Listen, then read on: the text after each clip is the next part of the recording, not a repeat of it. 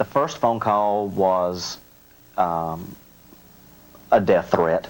What did they say to you on the other end of the phone? That my faggot ass was going to die.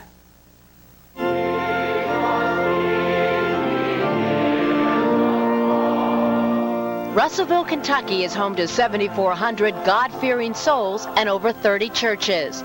If America's Bible Belt had a buckle, Town Mayor Ken Smith would proudly claim the title.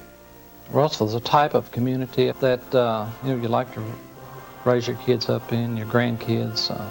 It's a type of community. It's small enough that when another family needs help, they don't have to ask for it. Unless, of course, that family happens to be gay. A fact 37-year-old Jim Turner and 39-year-old Jimmy Cates discovered the hard way last October after they turned their home atop a hill called Stone Mountain into a gay and lesbian bed and breakfast. The travels that we had done and been to other bed and breakfasts, gay owned and operated, gay friendly, it seemed like a real good idea for us. So they took out their life savings and with months of hard work, much of it with their own hands, transformed their modest home into a showplace. But just before they were about to open, Russellville found out about it, and all hell broke loose. I think it's just going to give the town a bad name. If they're going to do something like that, I feel like they don't need to be in society. We don't need anything like that around here, I don't think. Almost immediately, protesters gathered. There was vandalism. Somebody had came up and spray painted obscenities and everything all up and down our driveway and hung effigies in the trees.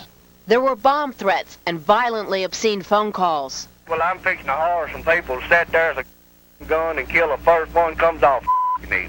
And the churches rose up and preached about the sins of homosexuality. And of course, that disease that is on the lips of everyone, the disease called AIDS. Reverend Donald Zuberer is minister to the 1,000-member congregation First Baptist Church of Russellville. I think people are afraid of all the ramifications of the AIDS virus and what it means, and also the possibility of molestation of their children. When 37-year-old Jim Turner met 39-year-old Jimmy Cates in 1990, they fell in love, moved in together, and last September were joined by an Episcopal priest in a Holy Union ceremony. But those happy days were only a calm before the storm. You remember the old Frankenstein movies where he was up in the castle up on the hill and the people from town was coming up with their torches and to kill him? That's the way I felt. That's what went through my mind. So you felt people wanted to kill you because you were gay? Yes. And therefore, you're not human beings? True. They don't consider us to have a heart and soul. Jimmy Cates was born into a deeply religious Baptist family in Russellville. The second of 7 children, he learned at an early age that homosexuality was wicked. When I was little, all during school, as far as people that were gay, I didn't think of them as gay. I thought them as the local queers, you know. As Jimmy grew up, he naturally hid his growing attraction to men, while he desperately tried to play it straight.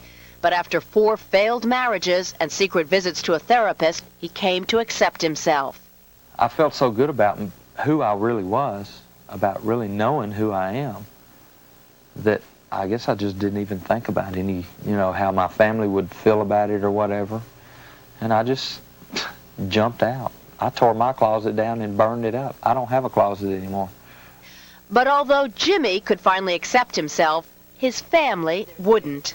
And you believe that your family supported you being burned in effigy? Oh, I know they did. How do you know that? Because my father said that if people were throwing rocks at us trying to kill us, that there wouldn't be anything he could do about it because you reap what you sow. J.G. Cates owns a cabinet shop, literally at the foot of Stone Mountain. But Jimmy's father says he'll never be able to accept a gay child. I love him, but I'm just looking forward to the day that he will quit all this kind of stuff and turn his life over to God and start living right. It is sad that that's the way it has to be. That it have to be alienated from everybody. But it's only because they're so ignorant that they can't accept that there are people, that gay people are human beings just like they are. We feel, we love, we hate, we bleed, you know, we cry, we're happy. We have Christmas, open presents, just like they do, and are happy. How do you educate somebody? What do you tell them to lessen their fears? It's so frustrating. What are they afraid of? If it's the fear of AIDS, show me where you're afraid that people coming and staying at a bed and breakfast can bring AIDS into your community. What are your fears? Is it just that you don't know what will happen? Or is it that you've been told certain things will happen? But Russellville Mayor Ken Smith's feelings about a gay business continuing to exist in his community are very clear. I guess I could hope that, you know, their business fail. You know, that probably isn't a Christian way to look at something, but I guess I could hope their business fail. In Russellville, Kentucky, Mayor Smith may have gotten what he almost hoped for.